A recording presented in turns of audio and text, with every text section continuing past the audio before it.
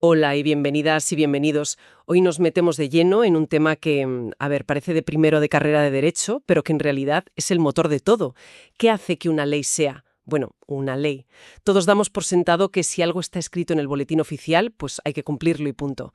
Pero el ensayo jurídico que tenemos sobre la mesa, de origen colombiano, nos lanza un desafío que no es pequeño. Nos dice, ojo, no toda regla escrita es derecho, no toda norma que nace nos obliga. Y desde luego, no toda norma que nos obliga se cumple en la realidad. Nuestra misión de hoy es desentrañar este rompecabezas. Existencia, validez y eficacia de las leyes. Vamos a desgranarlo. Pues sí, y es el quid de la cuestión. Porque puede sonar muy teórico, pero confundir estos conceptos en el día a día es lo que lleva al caos, a la inseguridad jurídica. La idea central del material que analizamos es potentísima. La validez de una ley no es un simple sello de aprobado. No, claro. Es un ecosistema complejo, donde la norma tiene que, primero, nacer correctamente. Eso es su existencia. Luego, tiene que ser compatible con las reglas del juego, su validez, para poder exigirnos obediencia, su obligatoriedad. Y finalmente, y esto es clave, tiene que demostrar que sirve para algo en el mundo real, su eficacia. Y todo esto como una especie de juez supremo vigilado por la Constitución. Y aunque el ensayo se centra en el sistema colombiano post-1991, el esqueleto de la idea, es universal. ¿De acuerdo? Pues vayamos al grano. Empecemos por el principio de todo. La existencia. Supongo que no basta con que a alguien se le ocurra una idea brillante y la publique en un blog, ¿no? Exacto. Eso sería un caos legislativo absoluto. A ver, la existencia normativa es el acto formal de nacimiento de una ley. Es un proceso muy reglado. El ensayo lo deja meridianamente claro. Para que una norma exista jurídicamente, necesita tres cosas. Primero, que la cree la autoridad competente, el Parlamento, el Congreso, Lógico. Segundo, que siga el procedimiento establecido, todos los debates, las votaciones, las fases que marca la ley. Y tercero, que se publique de la forma exigida para que todo el mundo pueda conocerla. Es su presentación en sociedad. Vale. Si falla uno solo de estos pasos, la norma es, a efectos legales, inexistente. Inexistente. Como si no hubiera nacido. Y la publico en mi blog con un formato así muy oficial, es jurídicamente inexistente porque ni soy la autoridad competente ni he seguido procedimiento alguno. Así de simple. Así de simple y así de fundamental. Es la primera barrera de entrada al sistema jurídico. Pongamos un ejemplo más realista que nos va a servir de guía.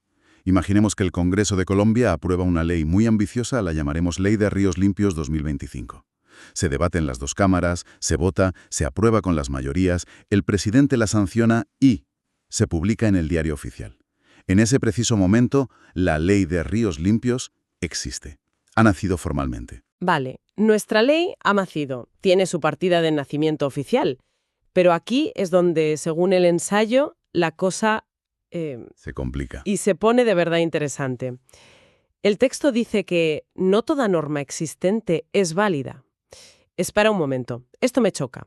¿Me estás diciendo que el Congreso puede hacer todo el trabajo, seguir todos los pasos a la perfección, y que aún así la ley que producen puede no valer para nada? ¿Cómo es que no se dan cuenta antes de que es incompatible con algo? Ahí le has dado. Esta es la gran revolución del constitucionalismo moderno y el núcleo del análisis.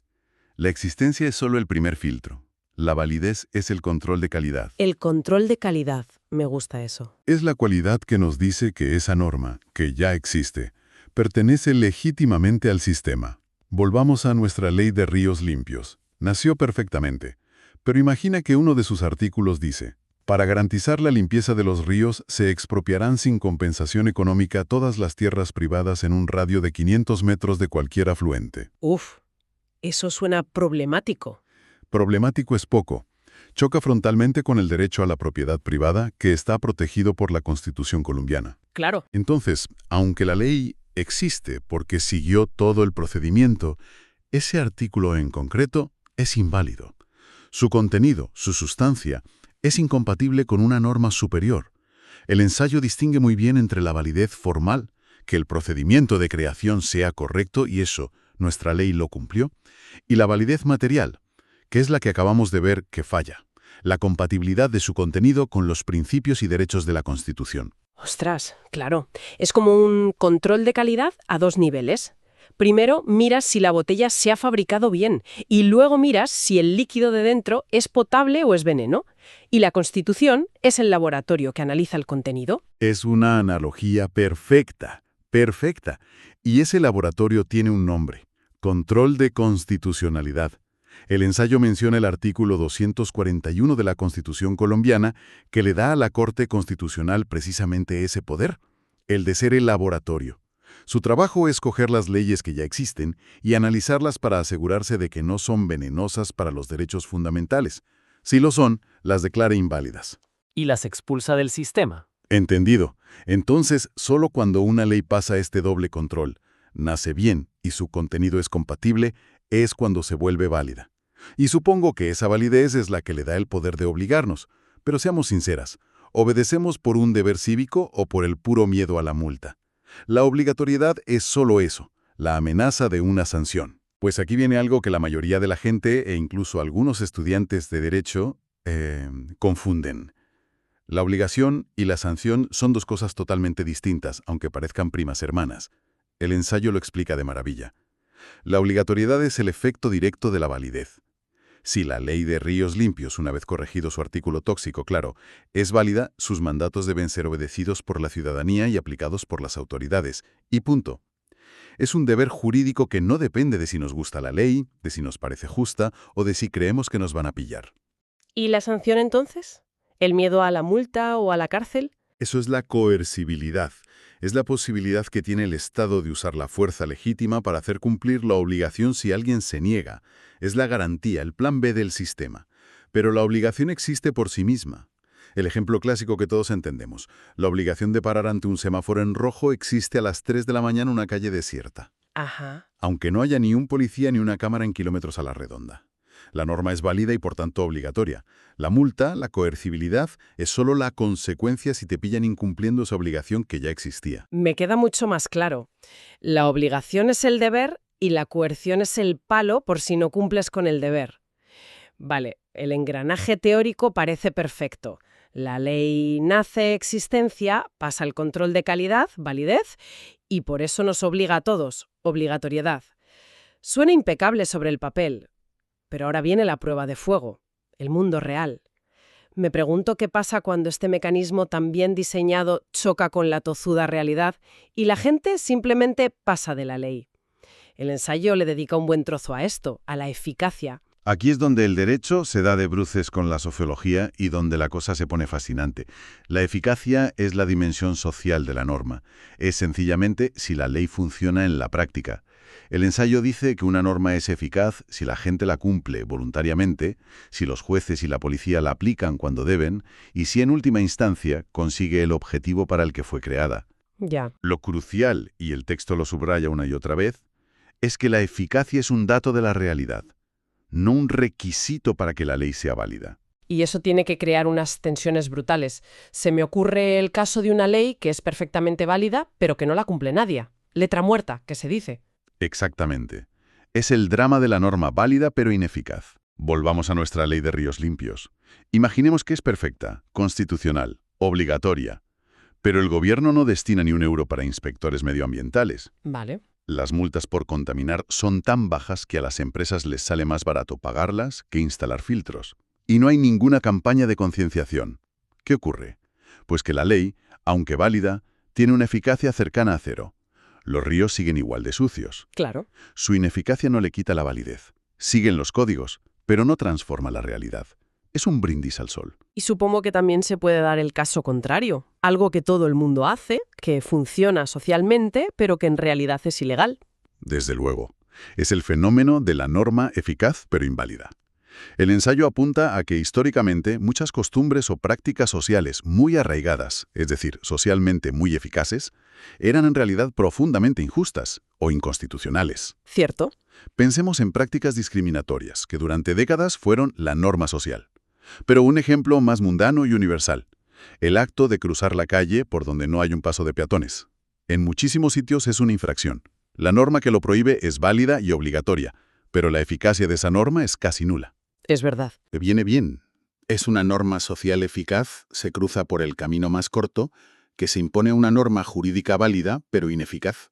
El control de constitucionalidad sirve precisamente para luchar contra las versiones más dañinas de esto, para expulsar del sistema normas o prácticas que, por muy eficaces que sean socialmente, violan derechos fundamentales. Menuda tela. Entonces, para poner un poco de orden en todo este lío de conceptos, ¿cómo encajamos las piezas para tener una foto clara? El ensayo nos da una caja de herramientas muy útil. Pensemos en 4 conceptos distintos. La existencia es la partida de nacimiento de la norma. ¿Vale? La validez es su pasaporte, el sello que dice que pertenece al club y que es de fiar. La vigencia que el texto también menciona es simplemente el calendario. Nos dice a partir de qué día y hasta qué día es aplicable la norma. ¿Entendido? Y la eficacia es su nota en el examen de la vida real. Y no creas que esto es un invento de este ensayo. Grandes pensadores del derecho, de Austria, Italia o Gran Bretaña, se han pasado la vida entera intentando desenredar precisamente esta madeja, porque sabían que si no se distinguen bien estos planos, todo el sistema jurídico se viene abajo. El buen jurista, como recalca el material, es el que sabe diagnosticar. El problema de esta ley es que es inválido o es que es ineficaz, porque la solución es radicalmente distinta. Y todo esto, que es un mapa mental fascinante para una abogada o un juez, ¿cómo nos afecta en el día a día al resto? ¿Por qué debería importarnos esta distinción? Pues tiene implicaciones enormes y muy prácticas. Para un juez significa que solo puede aplicar leyes válidas. No puede basar una sentencia en una costumbre muy extendida si esa costumbre es inconstitucional. Claro, no puede. Para un abogado es pura estrategia. Saber si debe atacar una ley por inválida ante la Corte Constitucional o si debe exigir al gobierno que ponga los medios para hacerla eficaz. Para el Estado es una lección de humildad. No basta con hacer leyes en un despacho, hay que diseñarlas pensando desde el minuto 1 en cómo van a funcionar en la calle. Ajá. Y para la ciudadanía es una herramienta de empoderamiento.